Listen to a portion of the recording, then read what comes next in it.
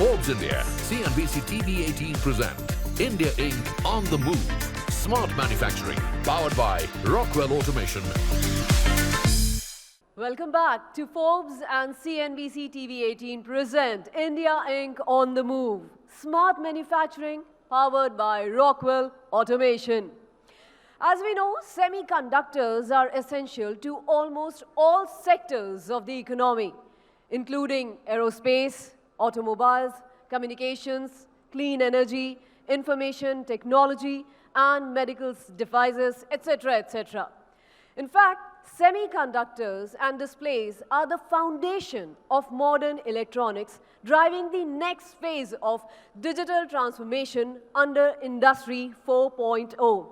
And one of the outcomes of the pandemic has been the push to take sizable parts of daily economic and essential activity online, or at least digitally enable them. This has highlighted the centrality of the chip-powered computers and smartphones in people's life. But a sudden exponential rise in demand for these critical components has outstripped supply, creating a global chip shortage and resulting in lost growth and jobs in the economy. To combat this, in December 2021, the central government sanctioned 76,000 crore under the Production Limited Incentive Scheme to encourage the manufacturing of various semiconductor goods within India. Our next session, themed Future of Semiconductors Manufacture in the New World Order, aims to provide more context and clarity to this very topic. Now, may I invite our senior journalist and anchor, Ms. Mugdha Kalra, on the stage to moderate this fireside chat. Can we have a huge round of applause for her, please? Along with her, would also like to invite our guest speaker for the session, Dr. Satya Gupta, founder and CEO, EPIC Foundation and President, VLSI Society of India. Can we have you on stage, sir? Huge round of applause. I'm sure everyone is done with their lunch and now you have that energy, so please keep up that energy, and over to you, ma'am, please. Thank you. Good afternoon, ladies and gentlemen. I hope you've had a very invigorating morning and also great lunch.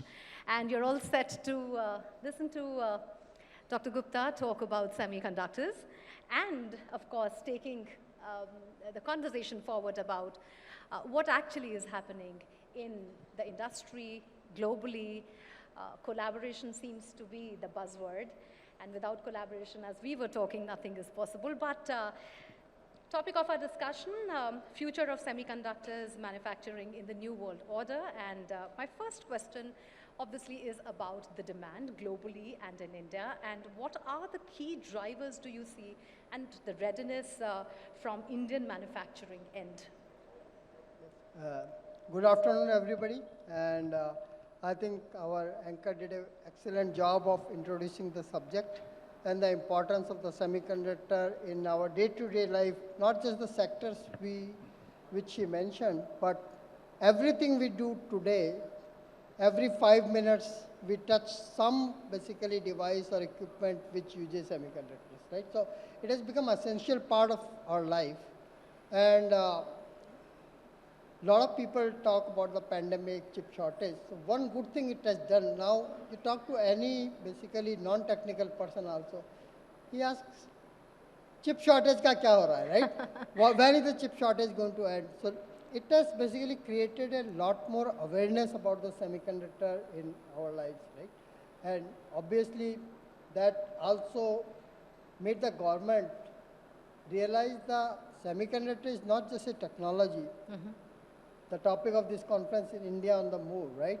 India cannot move without semiconductors, right? So the strategic importance realized by the government to make India, I'll not use the powerhouse or global hub, but at least we should have a seat on the table, right? When basically world is talking about semiconductors, India need to have a seat on that table, right? And I think that's what we are trying to achieve, right?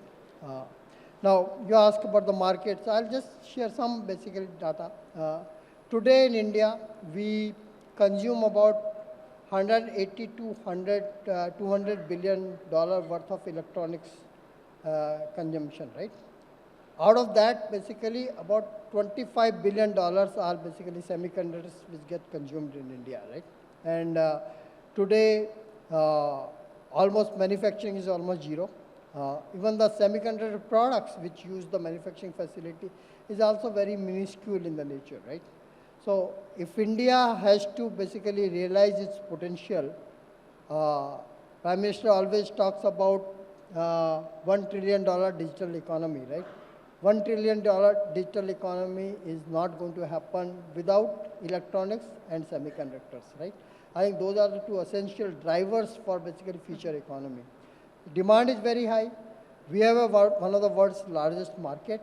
Now we have to put all of this together to build the products and manufacture them as well. Dr. Gupta, you led the first semiconductor manufacturing study and Indian microprocessor reports about a decade back, right? What were the findings then? And after a decade, where do you see the market stand now? What were the realizations moving forward after that study? So about a decade back, so the semiconductor policy, the lady mentioned in December 2021, right? We have had basically several attempts before that, and that was basically one of those things. So I think realization that time also was that basically for the future economy, semiconductors are essential, okay? The economic multiplier of the semiconductor is almost like 15 to 20x. That was one of the key findings, right? Although semiconductor manufacturing, and since we are talking about smart manufacturing, I think it's one of the most sophisticated manufacturing across any industry. The kind of the equipment, the kind of the processes, automation we use in the semiconductor fabs are basically not used in any industry, right? So although the jobs are not that large in actual manufacturing of the semiconductor, but multiplier effect is very high because it creates the ecosystem jobs basically in terms of the servicing of the equipment, supply chain, and all the downward streams, right? So if you are creating 5,000 jobs in manufacturing, it results into 50,000 jobs which are in the ecosystem. So I think from all the right reasons, India cannot afford to be a significant player in semiconductor products and manufacturing. So I will always mention products and manufacturing, right? Because separately, products are which drives the manufacturing. If I don't have anything to make, what will I make in the manufacturing plants? There has been a major move towards PLI, Atmanirbhar Bharat, Make in India initiative. According to you, when we talk about production-linked incentive schemes and specifically in this sector, what are the key insights and where do you think that can be harnessed? So I think all of you probably know that in December 15th, Honorable Minister Ashwini ji basically announced what is the semiconductor PLI worth about $10 billion. So in my experience of working with the government for 15 years and also a lot of global policies which are announced in this sector by different basically countries, right? I think India today is offering the best of the incentive under the PLI policy. So 50% capex incentives for basically different kind of the fabs, semiconductor fabs, display fabs, compound semiconductor fabs, and basically many variants of this thing.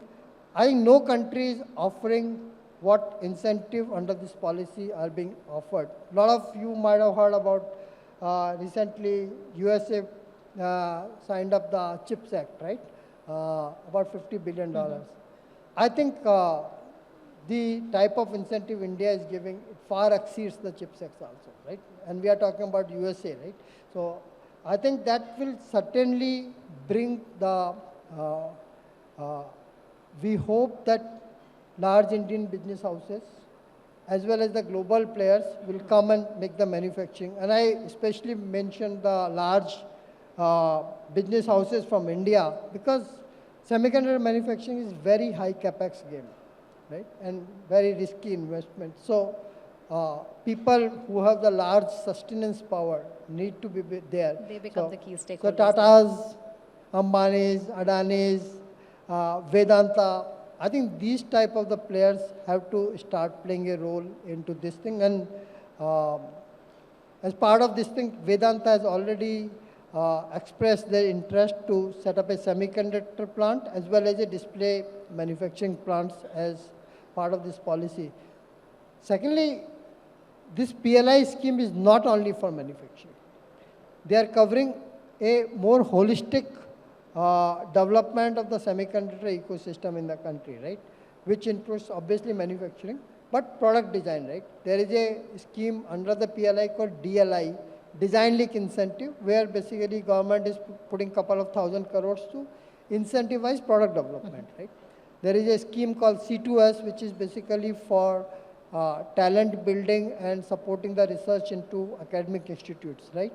There is a policy where basically supply chain partners, they will get the required incentive, the people who supply the gases, chemicals, which go into these fabs, right?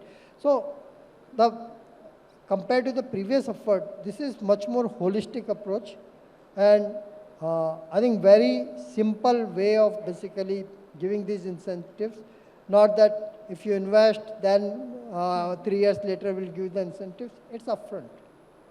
It's a pari passu kind of the thing, right? So it just basically makes much more sense for a large business house or a global company to invest in these areas. And I think you mentioned about the collaboration, right? So semiconductor industry is one industry where a single country cannot do anything. Correct. Right? Even the TSMC, which is the largest foundry which makes the semiconductors, right? They also depend on some equipment from Netherlands, some supply chain from Japan, some gases from Europe. Even Ukraine basically provides basically critical elements which go into basically semiconductor. So it's a global collaborative industry. And I think considering the current geopolitical situation, I think India enjoys a very good basically position because we work with all the countries in a very seamless manner. We have good relationship with all of these countries. So I think time is right. The government intent is right, all the way from Prime Minister to our IT Minister to MOS. I think all of them are very glued in, right? It's not that they are talking at the surface level. They understand the technology. They go to the depth of basically, if you want a meeting with Ashwini ji on semiconductors, you will get it in 15 minutes, right? So I think they are that excited and glued into all these things. See, the government is doing what it needs to do on one hand, and there is the PLI scheme. It is doing its bit to accelerate, but the ecosystem has to be still built. Yeah. What are the bottlenecks there? And if we need to, and as we were talking before this, India has only started its journey. It's been a few years, but what are the key things that we need to do to prepare this ecosystem? And what do you see as a bottleneck? So, certainly any industry like this requires a large ecosystem. Manufacturing is the biggest part of it because it's the highest investment thing. But we need basically one of the main thing which goes as an ingredient into manufacturing is the supply chain, right? Where the equipments and the ingredients like raw wafers, gases, chemicals, I think that has to be built. I think it's not that it cannot be done, it's just we have to focus on it. But the biggest thing you ask for the bottleneck, right? It's like semiconductor fab is like a building, okay? If I have a building but no occupants, right, then that building is useless, right? So we need to have products which can be manufactured into these fabs, right? Obviously, we cannot just manufacture the products from India. We have to manufacture products for the world, right? So a lot of global companies have to come and utilize this fab. But to create a long-term sustainability, we have to also put the same emphasis on the products. Large volume products, right? Means, why can't we have a mobile processor from India, right? Why only Qualcomm or MediaTek or basically a couple of Chinese companies can do it, right? Why can't have a 5G chip from India? Why can't we have a basically tablet processor from India, right? Those will create basically the utilization of the fabs, right? So I think that is one area where we need to put a lot more focus. Yes, infrastructure, ecosystem is needed. I think that is already in the focus areas. That's happening. And this is, I think incentives are good enough for global companies to come up, set up their basically like gas guys putting their warehouses here. I think that is happening, right? So that's where the ecosystem. So I always say that basically हमारे पास माँ है but हमको पा चाहिए अभी, right? Okay. माँ basically manufacturing. I think a lot of you must have heard this dialogue from Diwar, right? मेरे पास माँ है, तो हमारे पास market है, हमारे पास manpower है, Technology भी हमारे पास manufacturing भी है. Now we need a PA, which is products to basically utilize all of these things. You put that correctly, that India brings in technology and a huge market. UAE brings in finances and ability to transport and build business. Americans bring the whole package. Israel is a small player, but it is bringing technology. Where do you see collaborations happening? I do believe that Israel's ISMFC analog fab has recently announced $3 billion Karnataka investment. Where do you see these collaborations going, and how do people find a way to collaborate? Is it via government? How to make a way, really? See, these kind of a collaboration ultimately have to make business sense for both the parties, right? So suppose I want to put a fab, Vedanta wants to put up a fab, they will need a technology partner, right? So technology partner, we don't have any technology partner in India. So we have to go and do the global collaboration. Like ISMC decided to partner with Tower, right? Vedanta might partner with somebody else, right? They are basically R&D organization like IMEC in Belgium, which develop the technology which they can transfer to these things, right? So I think we have to create all these global linkages with supply chain partners, technology partners, and most importantly, customers, right? Means tomorrow if I build a 28 nanometer fab, and I can attract Qualcomm to basically come and manufacture the chips here, I think that's the kind of the initiatives we need, right?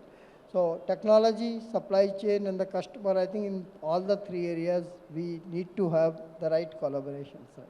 Great. And before I open the forum for a Q&A, I will have time for just about 2 or 3 questions. The question that everybody is asking you, that you mentioned, कि ये chip का business कब ठीक होगा, chip कब आएगी market में? So what really happened with the pandemic? Of course, there was a crisis, but we are still amidst a crisis of sorts.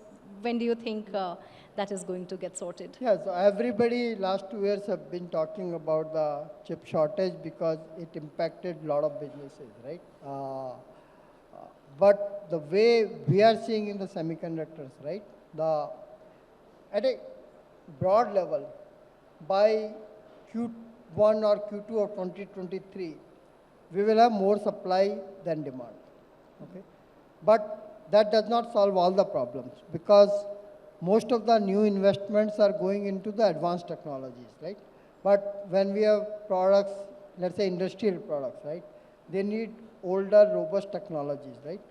There's not enough investment is going in those things. Like in semiconductor jargon, we say 8-inch wafer and 12-inch wafer, right?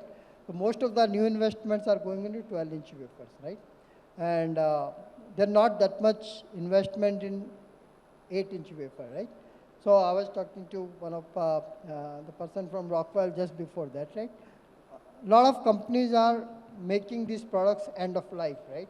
And for people like Rockwell, that's a big setback because if you have to introduce a new product with a new technology, it's not just making the chip, right? Then you have to go to qualification, certification. It's a big hassle, right? So it gave me a thought, that's an opportunity for India. If these large companies are making these chips out of end of life, right? Why can't we basically own those chips, buy the chip basically rights from these guys and start manufacturing them in India? Because that will serve a large community, automobile guys, industrial guys. They don't use the latest technology, right? Because they can't, because they need robustness, they need long life and all of those things, right? So that could create an opportunity. But coming back to chip shortage, in the older technology, I think it will still take some time to basically come out of the woods. But I think as a whole, if I say, supply is going to exceed the demand basically by Q2 of 2023. That's the industry projections everybody is saying now. All the pundits who said 2025, 2026, I think everything has been proven wrong. I think because almost 200 billion plus investment has been committed by different companies to put up new plants and so on and so forth, right? So I think that will start rolling out and all of this.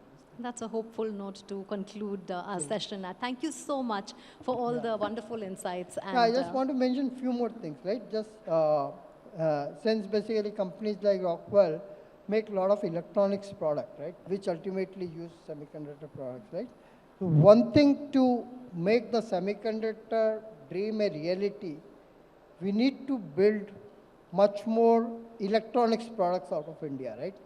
Today we manufacture a lot of products, like out of $180 billion of consumption, we make about 55% of that manufacture it, right? But all of that manufacturing is for global companies, okay? Electronics manufacturing is a like 8 to 10% value addition industry, right? If we really need to create a long-term sustainability, we need to increase the market share of an Indian electronics product in this sphere, right? I was just talking to somebody, right? You are using half of you might be using iPad, right? Why can't we have a basically Indian tablet being used by all of you, same quality at half the cost, right? We can do it, but we have to put our right mindset to do it. One other point I want to mention, and that is basically happening a lot in government, right? Over the years, all of these electronics devices we are making, right? They have become use and throw, okay? You buy a phone, 2 years, use it, then basically throw it and use it. That's not Indian culture, right? We tend to basically use our devices multiple times. So we are starting an initiative called RRR. I think Prime Minister also talks about RRR. Repair, reuse, recycle.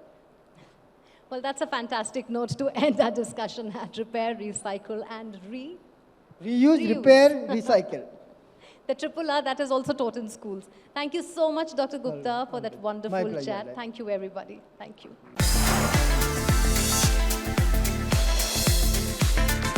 Forbes India, CNBC-TV18 present India Inc. on the Move. Smart manufacturing, powered by Rockwell Automation.